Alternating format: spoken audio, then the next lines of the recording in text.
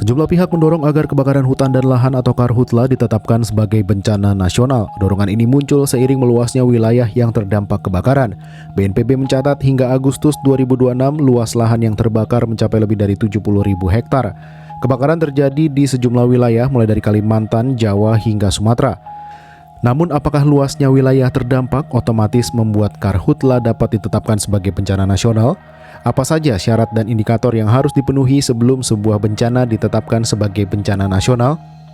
Anggota Komisi 4 DPR RI dari fraksi PKB Daniel Johan mengatakan prasyarat penetapan status bencana nasional telah diatur dalam Undang-Undang Nomor 24 Tahun 2007 tentang penanggulangan bencana dan Peraturan Pemerintah Nomor 21 Tahun 2008 tentang penyelenggaraan penanggulangan bencana. Mengacu pada aturan tersebut, penetapan status bencana baik nasional maupun daerah mempertimbangkan sejumlah indikator, diantaranya jumlah korban, kerugian harta benda, kerusakan sarana dan prasarana, luas wilayah terdampak, serta dampak sosial dan ekonomi yang ditimbulkan. Selain indikator tersebut, penetapan status bencana nasional juga mempertimbangkan kemampuan pemerintah daerah, khususnya pemerintah provinsi yang terdampak dalam menangani kondisi darurat. Status bencana nasional dapat ditetapkan apabila pemerintah provinsi yang terdampak dinilai tidak mampu menangani kondisi darurat dalam sejumlah aspek. Pertama, pemerintah provinsi tidak mampu memobilisasi sumber daya manusia untuk penanganan darurat.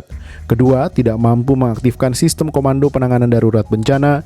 Ketiga, tidak mampu melakukan penanganan awal termasuk menyelamatkan dan mengevakuasi korban maupun warga yang terancam, serta memenuhi kebutuhan dasar mereka. Ketidakmampuan tersebut kemudian harus dinyatakan secara resmi oleh gubernur di wilayah terdampak. Pernyataan itu menjadi salah satu dasar untuk menilai apakah pemerintah provinsi masih mampu menangani keadaan darurat atau membutuhkan penanganan pada level nasional.